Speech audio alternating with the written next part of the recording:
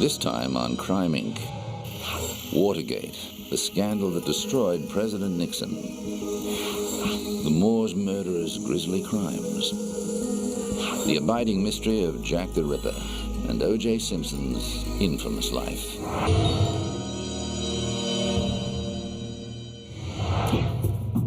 For the generation growing up in England in the 60s and 70s, there were no more notorious faces or names than those belonging to Myra Hindley and Ian Brady. Dubbed the Moors murderers, the pair was arrested in 1965 for the murders of 5 children and teenagers. Brady and Hindley buried most of the bodies in the Saddleworth Moor area in Lancashire, North England. The murders took place over a period of 2 years. The first victim was 16-year-old Pauline Reed, who accepted a lift with Hindley on her way to a dance. Hindley stopped the car on the moors and asked Reed to help her find a missing glove. While she was looking, Brady grabbed her, sexually assaulted her, and slit her throat. The next 2 murders were 12-year-old boys, John Kilbride and Keith Bennett, abducted 6 months apart with Hindley's connivance. Both were sexually assaulted, strangled, and buried on the moors. Kilbride's remains were uncovered 2 years later in 1965, but Bennett's body was never found. The final 2 victims, 10-year-old Leslie Ann Downey and 17-year-old Edward Evans, were killed in the house Hindley shared with her grandmother in Hattersley. Brady murdered Evans in front of Hindley's brother-in-law, David Smith, hoping to recruit him as an accomplice. But Smith went home horrified and alerted police. Brady and Hindley were described by the judge at their court case as 2 sadistic killers of the utmost depravity. Brady spent 19 years in mainstream prisons before being declared criminally insane in 1985 and sent to Broadmoor Psychiatric Hospital, then to Ashworth Hospital in Liverpool, having made it clear he never wants to be released. She should be in prison and left there to rot, because she shouldn't be on reserve at all. She should be tortured like she tortured them kids. However, Hindley campaigned long and hard to get parole, with high-profile supporters such as prison reformer Lord Longford testifying to her change of character, but it was to no avail. Hindley died of a heart attack in 2002, aged 60, only a few weeks before a landmark ruling that judges, not politicians, could set minimum sentences, a finding that might have led to her release, according to QC Michael Zander. I'm sure that the Lord Chief Justice is right to say that there must be that possibility. Who knows? Something may come up, or a public opinion may change, after all, for some reason. Or this person who's been 20, 30, 40 years in prison is now an old person or is a sick person and can safely be released, and public opinion will stand for them. Other killers told that life means life include Hindley's co-conspirator Ian Brady, Yorkshire Ripper Peter Sutcliffe, sadistic murderer Dennis Nilsson, and House of Horrors killer Rosemary West. For a time, Hindley and West were in the same wing of Durham Prison, which became dubbed the Club of the Damned.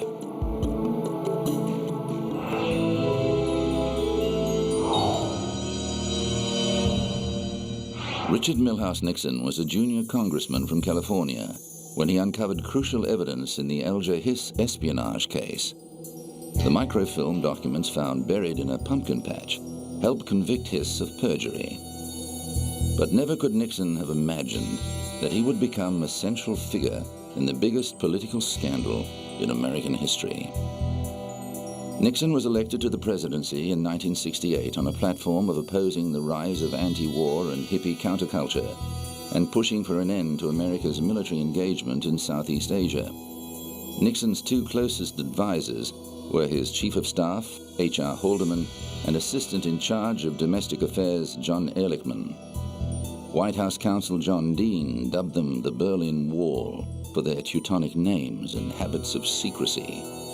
On June 17, 1972, 5 men were discovered breaking into the Democratic National Committee headquarters inside the Watergate complex. A few months later, along with the masterminds of the break-in, E. Howard Hunt Jr. and G. Gordon Liddy, the 5 were indicted for conspiracy, burglary, and violation of federal wiretapping laws. But when one of the men, James W. McCord, wrote to the judge claiming a cover-up of the robbery, the floodgates were opened, and the affair snowballed into a massive political scandal that reached all the way to the White House. It was eventually revealed that President Nixon and his government had been involved in an astonishing array of criminal activities, including campaign fraud, political espionage, and wiretapping of not only their political opponents, but also the press and ordinary citizens. A hidden Mexican slush fund was also discovered, used to pay for these activities, provide money for cover-ups, and buy the silence of anyone arrested. But it all began to unravel. In a Senate investigation, former staff members testified against President Nixon and his team. G. Gordon Liddy served 4.5 years in jail for his part in the conspiracy before reinventing himself as a radio talkback host, actor, and political strategist, and writing a best-selling book. In 1997, he returned to the Watergate complex to commemorate the 25th anniversary of the break-in and broadcast his nationally syndicated radio show from the lobby. Baldwin had a transceiver, and we had a transceiver. And Mr. Baldwin spotted the police officers who were, coming down toward the thing, and he was doing what he was supposed to do. He was calling over and saying, okay, he asked, he said, are our guys dressed in hippie clothes? And we said, no way our guys are dressed in hippie clothes. They're all dressed like businessmen. And he said, well, there's hippie clothes people coming, and he said, and they got guns. And that's when we're trying to get a hold of these people, but they had turned down the gain on their transceiver, so they couldn't read all these things. And finally, we just heard one little phrase from them that were whispered, they've got us. And that's how we knew that, it was all over. As it turned out, it was all over for Nixon's presidency, too, although it took another 2 years for the Watergate evidence to mount up. It was revealed largely thanks to Washington Post reporters Bob Woodward and Carl Bernstein and their infamous anonymous source, W. Mark Felt, codenamed Deep Throat. Nixon continued to deny knowing anything about the Watergate crimes. I had no prior knowledge of the Watergate break-in.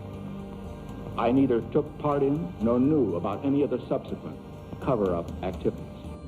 But others testified otherwise, and White House counsel John Dean became the star witness of the Senate Watergate Committee, implicating both former Attorney General John Mitchell and President Nixon in the cover-up.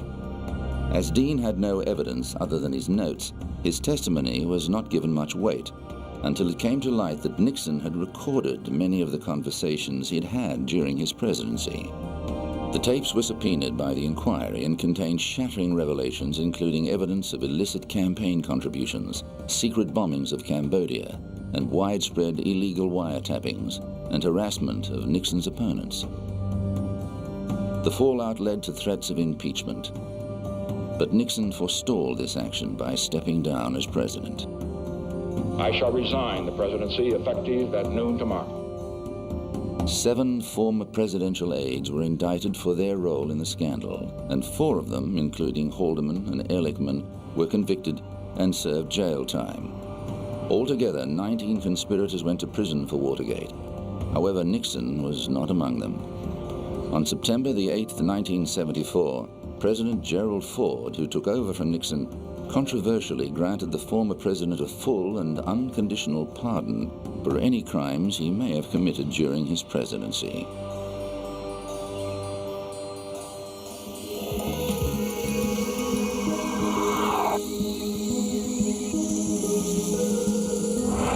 Coming up, O.J. Simpson's infamous life.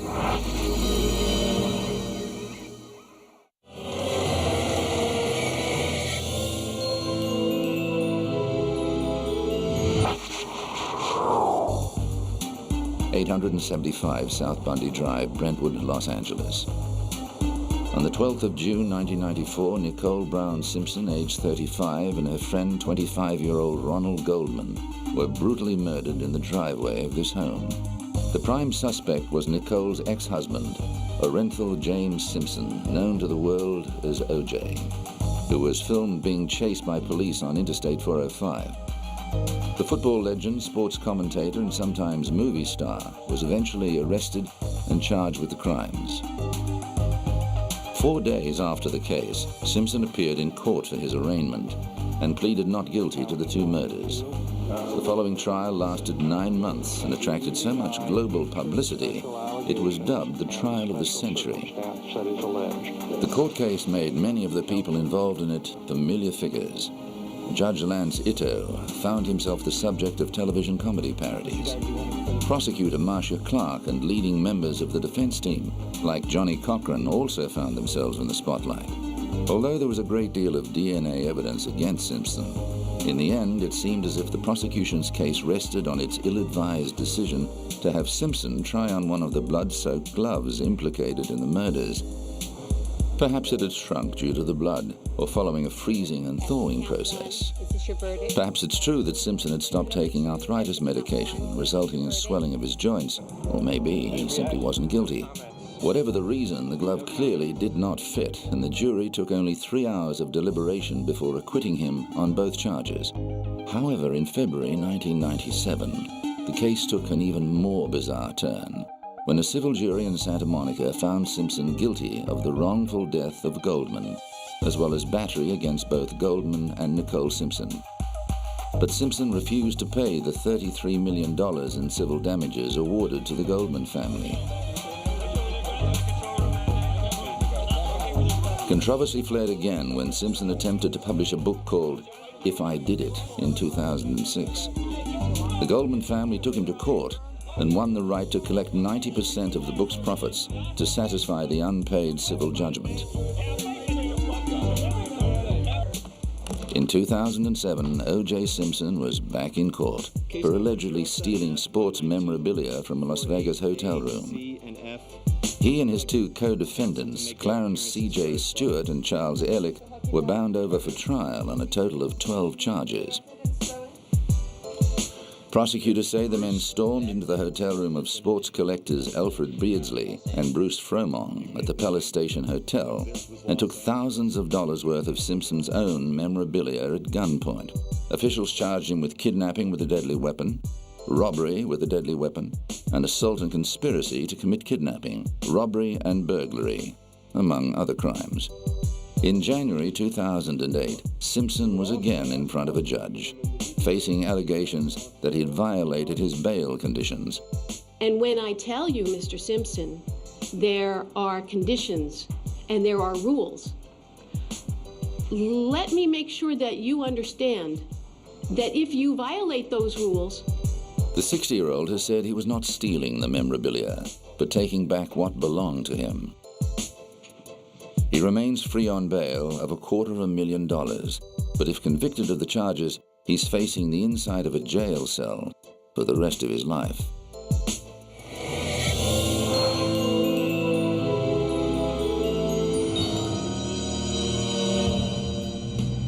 On the 30th of May, 1996, Sarah Thornton walked free after serving 5.5 years of a life sentence for murdering her husband as he lay in an alcoholic stupor. An appeal over her original conviction saw her murder charge overturned in favor of a manslaughter verdict. If the truth had come out 6 years ago, 7 years ago, look how much pain and time and money it would have saved everybody. Sarah Thornton admitted stabbing her husband Malcolm with a kitchen knife as he lay drunk on the sofa at their Warwickshire home in 1989. She said it was her husband's violent behavior towards her that caused her to snap. However, during sentencing, the judge found her responsibility for killing him was diminished, not because of provocation, but because she suffered from a severe abnormality of mind. A jury of 8 men and 4 women deliberated for 6 hours before returning the verdict. At a press conference after her release, sitting next to daughter Louise, Thornton said she believed justice had been served. The 5 years I got? For me? Yeah, I think that's fair. I'm not saying that every woman should be sent to prison, but for me it was fair. I took a life at the end of the day. But Malcolm Thornton's family was disappointed with the result. People get 15, 20 years for armed robbery. 5 years for taking someone's life. It's disgusting. While Sarah's walked free, it's not a total victory because she hasn't proved she was a battered wife. She's proved instead that she's got a severe personality disorder. Although there was much publicity about the use of provocation as a defense in Thornton's case, ultimately, it didn't set a legal precedent. this cannot set a precedent by itself. It is a trial by a judge and a jury at Oxford Crown Court. The precedents are set by higher courts, in the Court of Appeal, for example. Although Thornton celebrated her freedom, she said she was unable to forgive herself for causing her husband's death.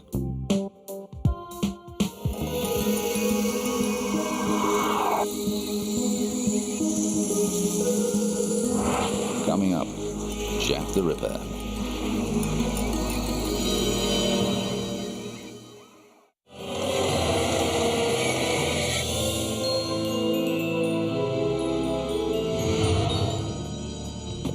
Does the name Bucks Row mean anything to you? How about the name of the person most commonly associated with it, Jack the Ripper?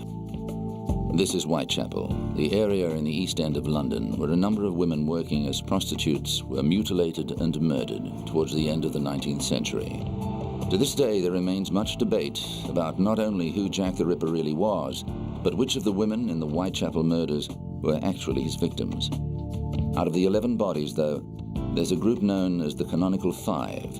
These are believed firmly to have been the Ripper's victims. Mary Ann Nichols, nicknamed Polly, was the first of these, killed on the 31st of August 1888, 5 days after her 43rd birthday. Her body was discovered in the early hours of the morning on Bucks Row. Bucks Row, which has since been renamed Durward Street, was a back alley in Whitechapel, a couple of 100 meters away from the London Hospital. Some of the original buildings and brickwork still exist today, including a low brick wall stretching east from the board school. Polly's body was found near the wall's corner. Whitechapel is now home to a niche tourist industry as people come from all over the world to take guided tours around the sites of the murders. Number 2 of the Canonical Five was Annie Chapman, who also had a nickname, Dark Annie. She was found on the 8th of September, dead in a backyard in Spitalsfields, with her uterus removed.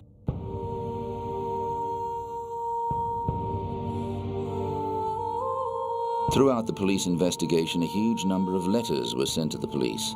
Most of them were declared hoaxes, but there were a handful that the police took more seriously. The first of these was the Dear Boss letter received on the 28th of September. It was the first time the serial killer signed himself Jack the Ripper, and also referred to clipping a lady's ears off, which rang alarm bells the very next day. The 30th of September 1888 became known as the Double Event because 2 women were found close together on the same day.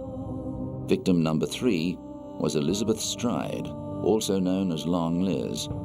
The Swedish-born 43-year-old was found in the early hours in Dutfield's yard off Berner Street. Like Bucks Row, Berner Street was also renamed to play down the ghoulish connotations.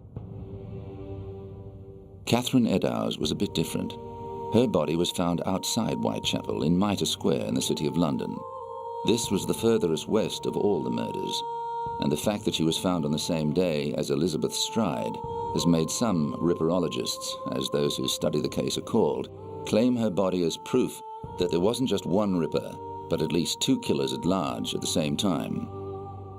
The Royal London Hospital on Whitechapel Road still has some crime scene drawings and plans of the Mitre Street murder. It was Eddowes' corpse that persuaded the police that the Dear Boss letter was probably genuine. As well as missing a uterus and a kidney, she was found with 1 ear severed. The next missive attributed to the killer was the Saucy Jack postcard, which was delivered on the 1st of October and referred to both ear removal and the so-called double event. Journalists already knew those details, however, so the card could still have been a hoax. With such widespread publicity and reporting of the murders, citizens were understandably nervous, and one of them, George Lusk, led the Whitechapel Vigilance Committee to patrol the streets. It was to Lusk that the next letter was addressed. It is widely thought to be the most authentic epistle, largely because it arrived accompanied by a box containing half a human kidney. The writer made a gruesome claim about the other half. "I fried and ate it," the letter said. It was very nice. The last of the Canonical Five was Mary Jane Kelly, nicknamed Ginger. She was the only one of the 5 found indoors, discovered on the bed of her single-room home at Miller's Court in Spitalfields on November the 9th.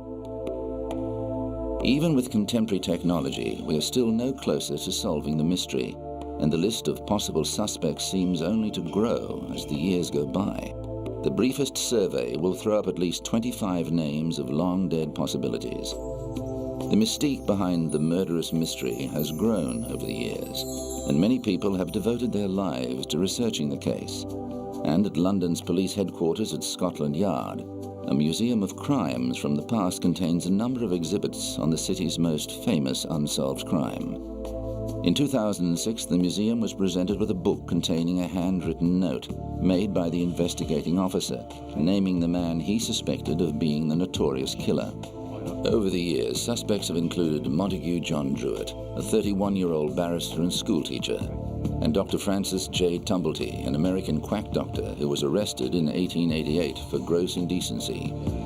But Chief Inspector Donald Sutherland Swanson believed a Polish man, Aaron Kosminski, was responsible for the murders.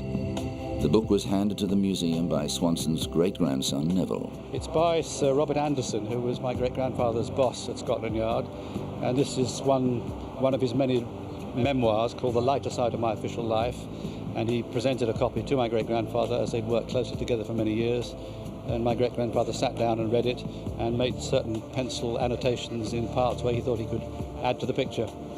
And there's certain notations there which name who he thinks the killer was? Yes, at the very end of his penciled notes, he says Kosminski was the suspect.